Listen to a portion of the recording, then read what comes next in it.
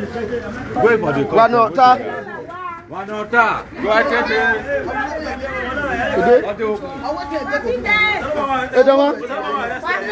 ahead. They pray every day. May bad thing not go happen to us.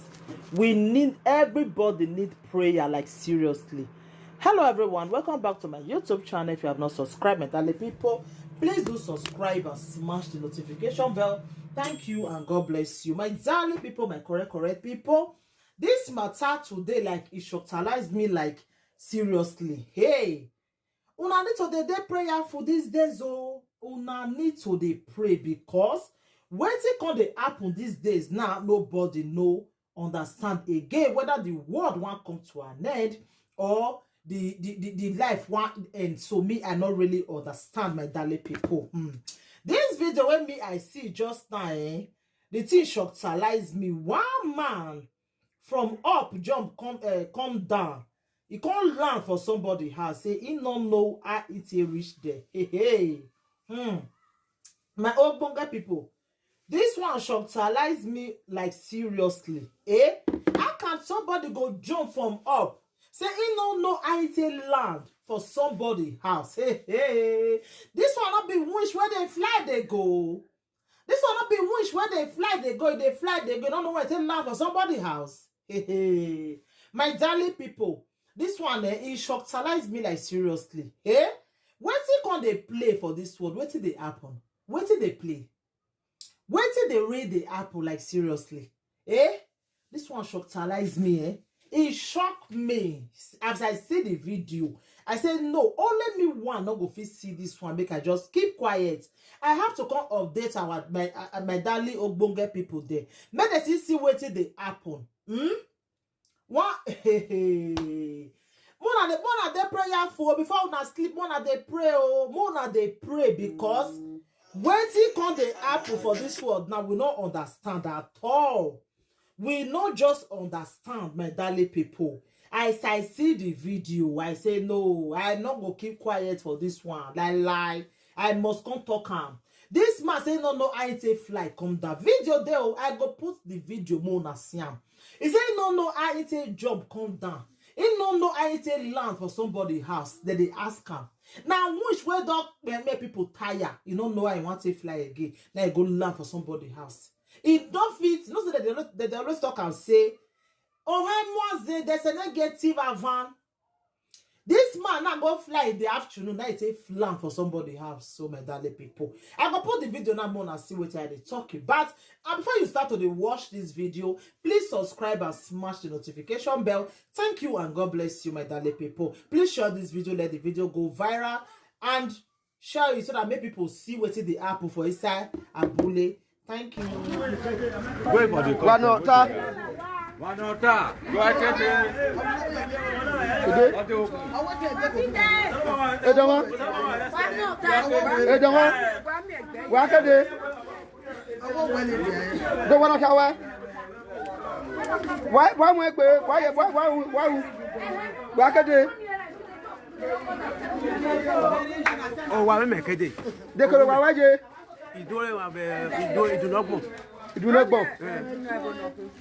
Yes.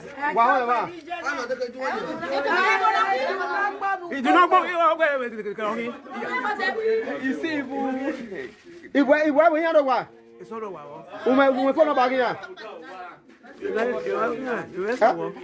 why me here? Not here.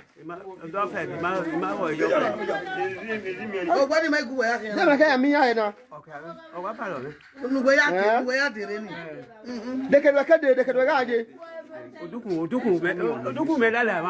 Oduku is coming from a mission. a mission. Oduku ni they can what tell you now. Oh, why tell you? You might take part, So it's like they know you went with that man. we're telling you the one. What can I be there? No, I'm not your boy now. Why she it's like they break. Oh, we are mine about you. He fly, I fly. Baba. Baba Domo. Where when I went and I am me allowed down me now.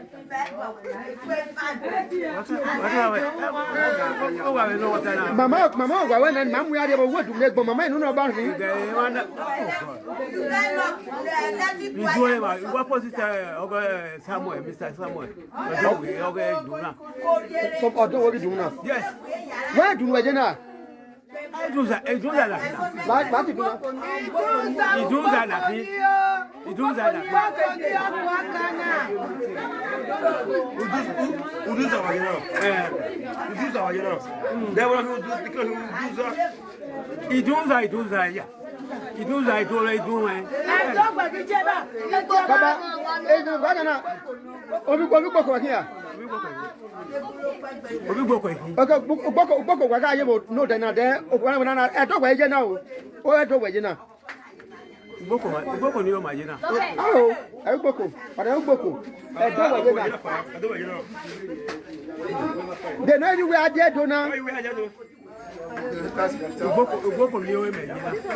Why are you doing? Boko, you Baba.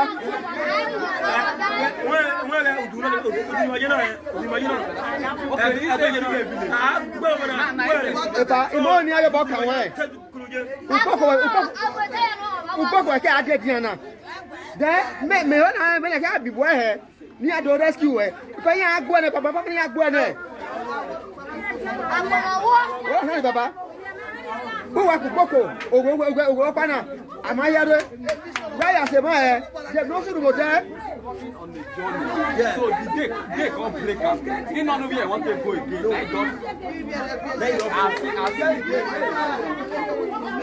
Why they go? Why way? They lock it. They don't go over go back. He waited there. He make a do. They came. Okay, Okodogu. You do what down here? Wapa. Waiting for. He may cross again, man. He may cross. He wait the other side of this place. They fight. Because this is spiritual things. Don't get happy there now. So when na spiritual things, he is flying. So they come break him. Now the wait for. Now they enjoy this. How we work ke na de me ga uwa. Ai na ga na ta e ko se mi ro no e para mai kana. Baba wa te we na no boko na anja te boko de do ni e. A particular anyway. Patrick. Yes. Ere mode. So that you buy to boko. Na me na can no e. Patrick ere mode. Okay. If why are you here boko? Abi an so de do one. So that they are there they can have it. Dunia je boko. You don't remember why. Boy. Why o peto gwa where? Na be na can agbalo 1 year. Oh, My pet. Okay. Domo. Ah, galinha.